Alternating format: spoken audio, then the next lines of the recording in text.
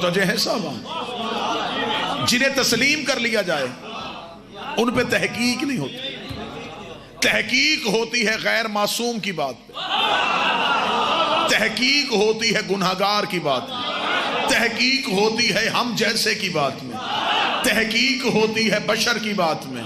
میرا نہیں خیال کہ اب ملک کا کوئی گوشہ ایسا خالی ہو جہاں علم نہ پہنچا ہو، جہاں لوگ اشارہ نہ سمجھتے ہو۔ میں اشارہ پڑھوں گا، جو سمجھ جائے گا میں اسے ممبر سے داد دوں گا۔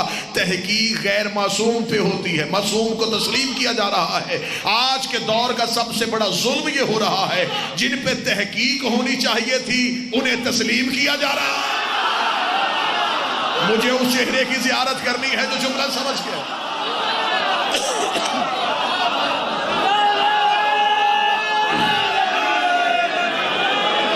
جن پہ تحقیق کرنی تھی انہیں تسلیم کیا جا رہا ہے، تسلیم بھی آنکھیں بند کر کے کیا جا رہا ہے،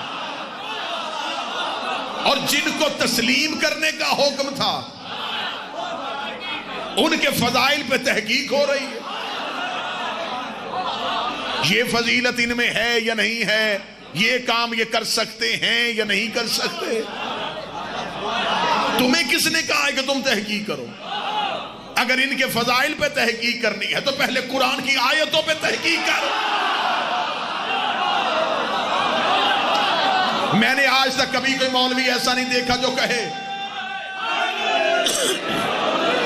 کہیں اشتہار لگا ہو کہ تحقیق قرآن سیمینار، کسی مدرسے میں تحقیق قرآن کا پروگرام ہو رہا ہو، کیا ہے قرآن کی آیتوں پہ تحقیق کریں۔ اگر کوئی بندہ چپ بیٹھا اور وہ سوال کر رہا ہے کہ جی قرآن کی کس آیت پہ تحقیق ہو سکتی ہے، تو میں قرآن میں انگنت واقعات ایسے دکھا سکتا ہوں جنہیں عقل انسانی مان رہی لیکن پھر بھی تسلیم کیا جا رہا ہے، اس لیے کہ وہ قرآن کے اندر ہے۔ آدم بغیر ماں باپ کے دنیا میں کیسے آیا، اسے تسلیم کیا جا رہا ہے۔ نوح کے تندور سے پانی کیسے نکل گیا، اسے تسلیم کیا جا رہا ہے۔ موسیٰ کے عصا نے رستہ کیسے بنا لیا، اسے تسلیم کیا جا رہا ہے۔ یونس 40 دن مچھلی کے پیٹ میں زندہ کیسے رہا، اسے تسلیم کیا جا رہا ہے۔ یعقوب کو یوسف کے کرتے سے آنکھیں کیسے مل گئی، اسے تسلیم کیا جا رہا ہے۔ عیسیٰ ٹھوکر سے مردے کو زندہ کیسے کرتا تھا، اسے تسلیم کیا جا رہا ہے۔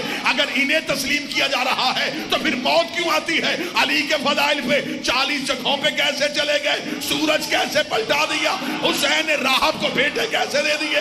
اگر قرآن میں تحقیق نہیں تو پھر علی پہ بھی تحقیق ہے۔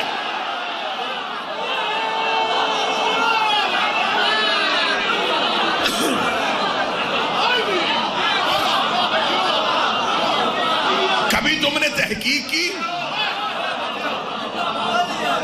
آپ نے ہمیشہ فضیلت امیر پہ تحقیق کیوں کی؟ آپ نے ہمیشہ میرے بادشاہ کی فضیلت پہ تحقیق کیوں کی؟ آپ نے اس بات پہ تحقیق کیوں نہ کی؟ عیسیٰ مردے کو زندہ کر دے تو تسلیم، عیسیٰ مردے کو زندہ کر دے تو تسلیم، امیر المومنین مردے کو زندہ کرے تو تحقیق۔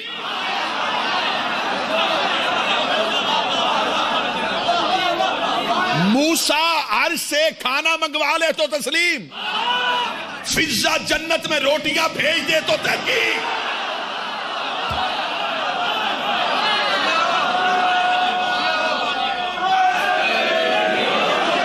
یعقوب کو یوسف کے کرتے سے آنکھیں مل جائیں تسلیم، ہمیں غازی کی علم سے اولاد مل جائے تو تحقیق۔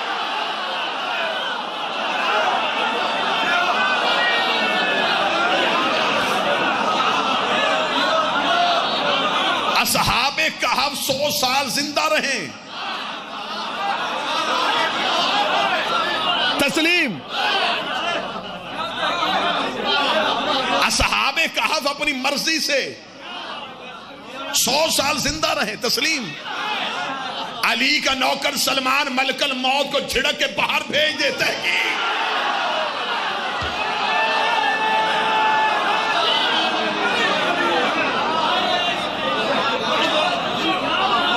اب قرآن کی آیتوں پہ تحقیق کیوں نہیں؟ کہتے جی قرآن کی آیتوں پہ تحقیق کیوں کریں؟ یہ تو اللہ کی قدرت کا نمونہ ہے، یہ سب کچھ اللہ کی قدرت کی وجہ سے ہوا، یہ سب کچھ اللہ کی قدرت کی وجہ سے ہوا۔ اتنا وزنی جملہ دینے لگا ہوں کہ مجمع اٹھ کے کھڑا بھی ہو جائے، جملے کا قد پھر بھی بڑا ہے۔ اگر قرآن کی آیتیں اللہ کی قدرت کا نتیجہ ہے تو علی کے معجزات علی کی ولایت کا نتیجہ۔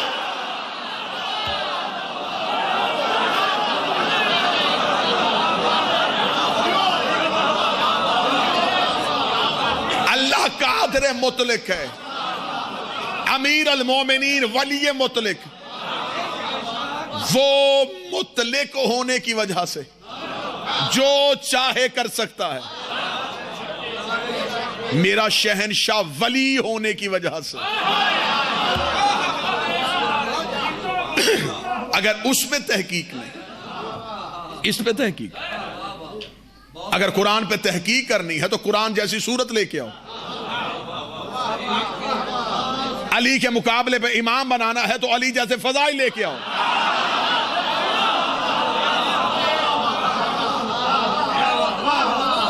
قرآن کے لفظوں کی مثال کوئی نہیں، امیر المومنین کے جملوں کی مثال کوئی نہیں،